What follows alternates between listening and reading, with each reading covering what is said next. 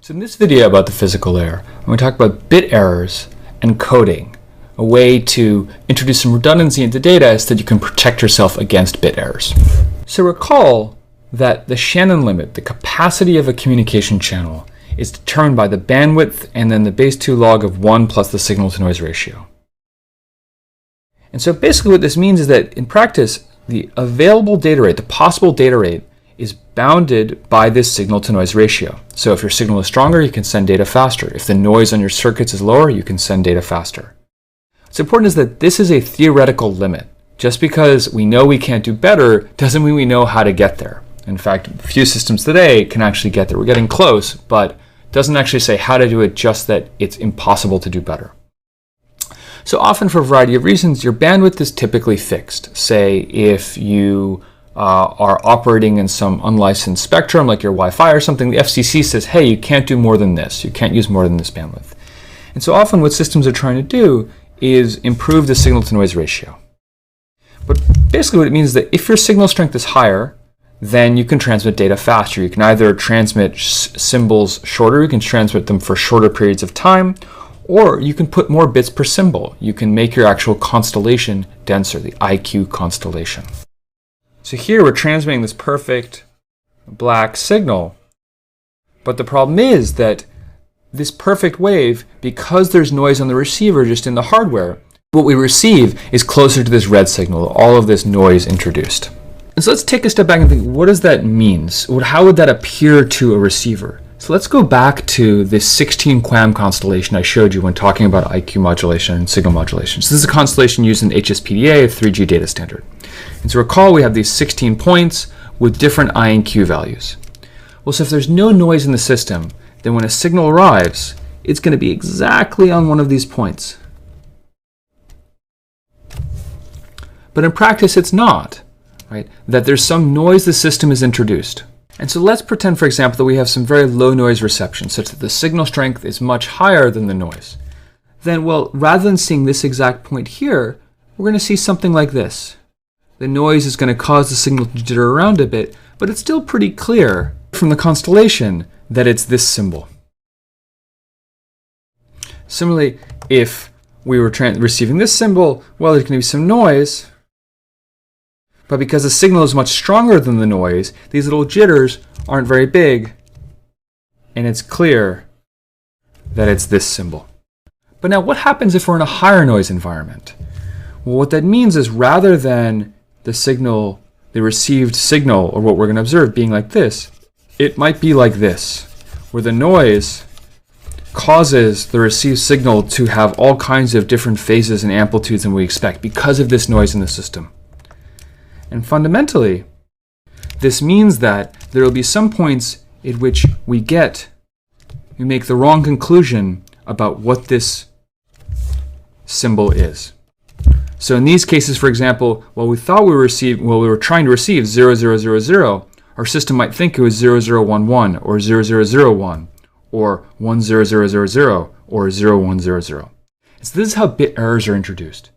It's when your constellation, it's when the signal to noise ratio is such that some of the symbols are misrecorded or misunderstood. And you can imagine if we had had a sparser constellation, like let's say we only had 2 points, here and here, then this degree of noise would have been fine. It wouldn't have caused us to jump all the way from here over onto this side. But for this particular density of constellation, the noise was great enough to introduce some bit errors.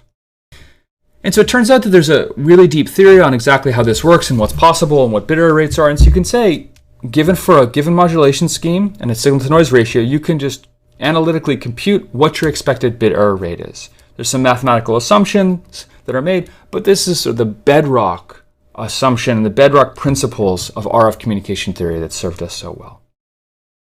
What's important here is that bit error rate can become arbitrarily low, but it never reaches zero.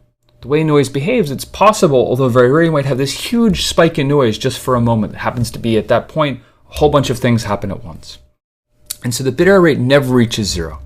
And what this sort of turns out in practice is that, in general, sending packets just as raw bits, like say picking your constellation such that you have the right number of bits per symbol, and then just directly translating from bits in a packet into bits in symbols turns out to rarely be the most efficient way to use the channel, just because there's this non-zero small probability of bit error.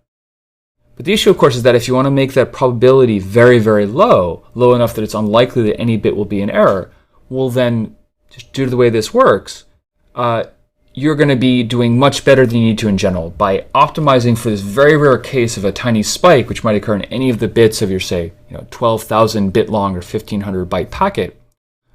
Many of the bits in terms of the actual symbols in terms of that constellation are doing just absolutely great, but you've sort of over-protected for this one outlier.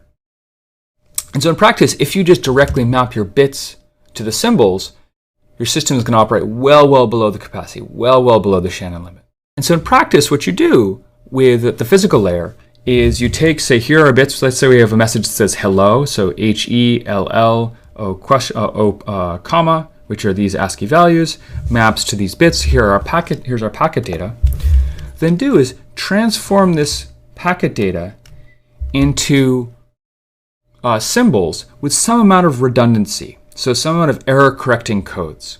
So the packet will actually get a little longer in terms of the number of bits we're sending at the physical layer. So here, say we have 48 bits,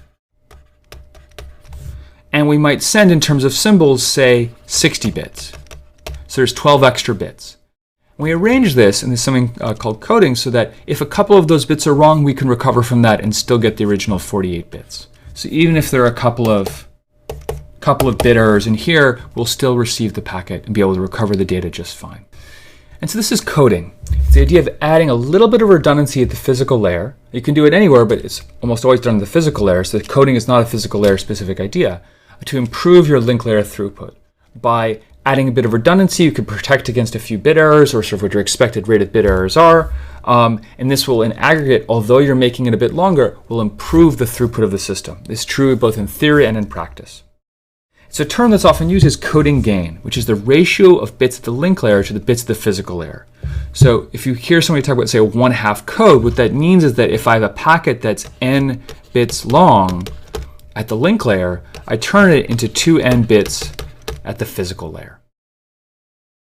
Or a 3/4 code is each 3 bits, so 3n bits become 4n bits at the physical layer. So we have this redundancy so we can correct against some bit errors. So here's an example of this is a very, very simple wireless physical layer, 802.15.4, also called ZIG. Also, it's used in ZigBee. 802.15.4 uses quadrature phase shift keying, and so each actual transmitted symbol has 2 bits. And what 802.15.4 does is it combines 2 of these QPSK symbols into a 4-bit symbol. So it's what it calls these 4-bit symbols. There are 16 of them, 2 to the 4th. And each one then maps to 32 QPSK chips. So here are symbols at the link layer, and here are symbols at the physical layer. And so we take, say, 4 bits at the link layer and turn it into 32 bits at the physical layer, which is 16 QPSK symbols. And so if I say I want to transmit a packet that has 0001, then actually what's transmitted at the physical layer is this sequence of bits in terms of QPSK symbols. So we can then figure out what's the data rate, or what's the symbol rate, what's going on with 802.15.4. So it turns out the bit rate at the link layer is 250 kilobits per second. The coding rate, you have 16 chips of 2 bits, so that's 32 bits, is at the physical layer, becomes 4 bits at the link layer.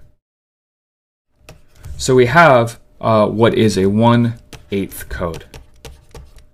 4 physical layer bits become 1 link layer bit, although they're in clusters of 4 and 32. So based on this, if we are transmitting 250 kilobits per second at the link layer, and we have a 1/8 code, how many symbols are we transmitting per second? How quickly is 802.15.4 modulating the signal? Well, each of the symbols has 2 bits, right? And it's this 1/8 code. And so one way to look at it is that at the physical layer, right, we're transmitting 8 times that bits per second. So 8 times 250 kilobits per second, which is equal to 2 megabits per second. At the physical layer, since each symbol at the physical layer has 2 bits, this means that 802.15.4 transmits 1 million symbols per second. Or in other ways, each symbol is 1 microsecond.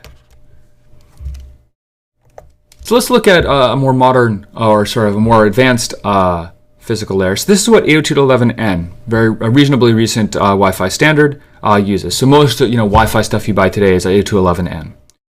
And so it turns out there's all these different schemes it can use, but here's just a subset of them. And so you can see for these 8, there's a bunch of different modulations: BPSK, binary phase shift keying, quadrature phase shift keying, 16 QAM, 64 QAM, different coding gains, so 1/2, 1/2, 3/4, 1/2, 5/6. And from that, you can then figure out, given the data rate, here's the actual data rate in megabits per second, here are the different data rates that these physical layers support. So for example, if you're using MCX index 7, this is sort of the determination of the standard of what the coding system is, we can get up to 150 megabits per second. And that's if you're using a 64 QAM constellation with a 5/6 coding. As you notice here that there's these different channels, right? Remember that the data that we get is also not only the signal to noise ratio, but is also based on the channel. And so here with a 20 megahertz versus a 40 megahertz channel, you can see with the 40 megahertz channel, we're a little better than twice as fast.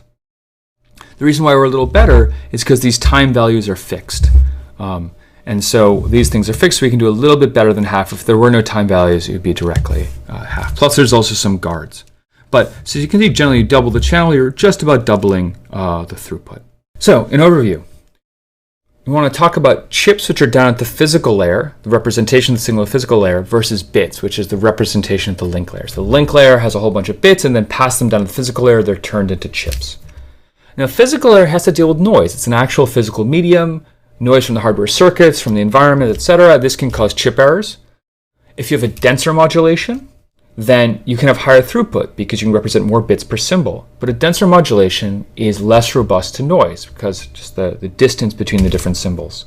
And so a sparser modulation has fewer errors. And so a big tension is what exactly is the modulation you use. We saw in 802.11n, there's a bunch of different modulations that are used for different signal to noise ratios, which give you different actual throughputs. So now how do you translate between these link layer bits and physical layer bits? It turns out that just a one-to-one mapping is rarely a good idea.